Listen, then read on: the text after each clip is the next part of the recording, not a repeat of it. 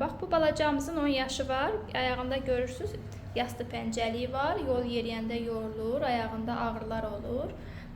Və valideynlərin dediyinə görə artıq 3-4 ildir ki, bu cür ayaqqabı içliklərindən istifadə eləyir. Bir də ortopedik ayaqqabıdan istifadə eləyir. Amma bildirmək istəyirəm ki, ortopedik ayaqqabı əgər istifadə eləyəcəksə, mütləq uc hissəsi örtülü olmalıdır.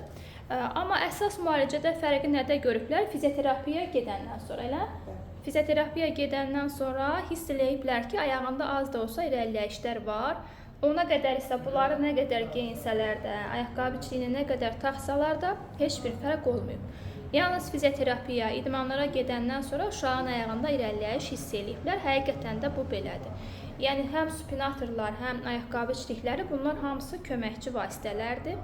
Əsas bizi sağaldan, ayağımızı düzəldən fizioterapiya və idmanlardır.